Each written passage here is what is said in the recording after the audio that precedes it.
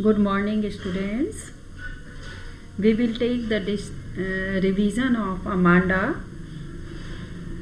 The poet of this poem is Robin Klein. Amanda is a poem about child psychology. Children live in a world of dreams. In this poem, we have a conversation between a little girl, Amanda, and her mother. The mother is scolding the girl again and again for doing or neglecting something, but Amanda is lost in a world of her own. She is not even listening to what her mother is saying. The poem tells us that grown-up people should allow enough freedom to growing children. Too much nagging has a negative effect on a child's mental development. In the first stanza, the poet tells Amanda, don't bite your nails, don't bend your shoulders. Amanda, stop sitting in a lazy way and sit up straight, Amanda. In stanza 2, there is a calm emerald sea whose only inhabitant is me. I am a mermaid, a creature with a woman's head and body and a fish tail instead of legs, who is moving about happily in the sea water. In the third stanza, the speaker's question, the speaker asks Amanda whether she had done her homework, cleaned her room and polished her shoes. Amanda's response, Amanda does not give any reply to these questions. She dreams of herself as an orphan who is wandering about silently and freely. Once again, the speaker's advice, don't eat chocolate.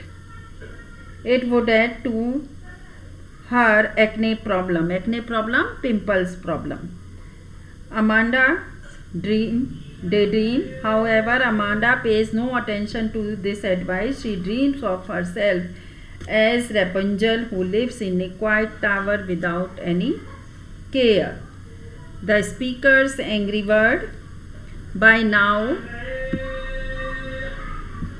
the speaker loses her patience. She tells Amanda to stop her sulking.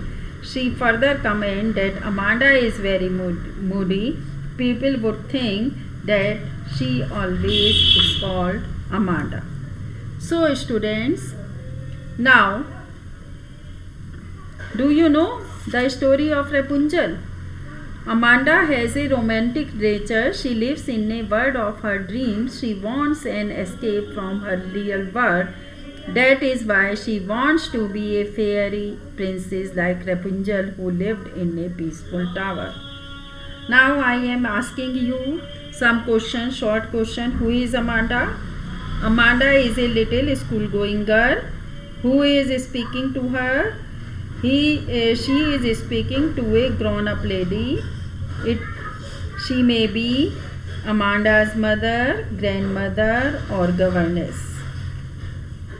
All this poem is generally it is written in imperative sentences. The speaker thinks that Amanda is lazy and ill-mannered. How does the mermaid swim in the sea? The mermaid swims happily in the bright green sea water. What is the mood of Amanda? She is lost in her own thoughts.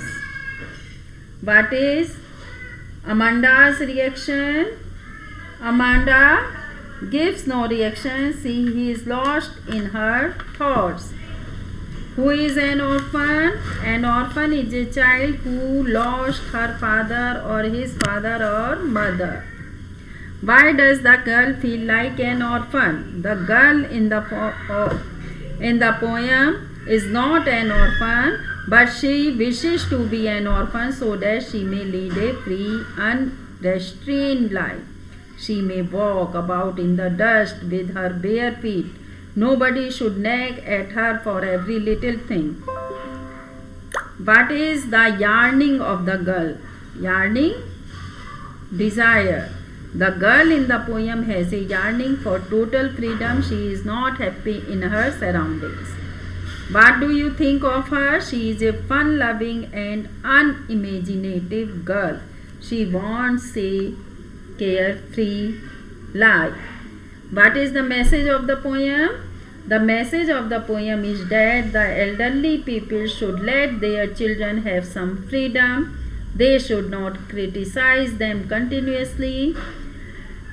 Do's or don'ts regularly. Children resent being nagged all the time. The continuous nagging may hinder the proper growth of a child. What kind of a poem is Amanda? The poem Amanda has two characters. One is unnamed person. It may be Amanda's mother, aunt or governess, who is the speaker, and the other is listener. The listener is Amanda, a girl who does not speak a word as he is lost in her thoughts. Give the sum and substance of the poem. Amanda is a little school-going girl. She yearns for total freedom and enjoyment. She is constantly nagged for nail-biting, chocolate eating, sulking and so on.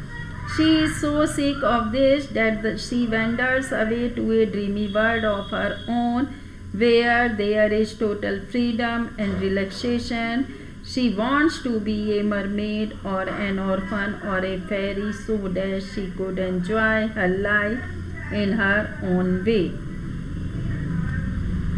Who is the mermaid in Amanda in the poem?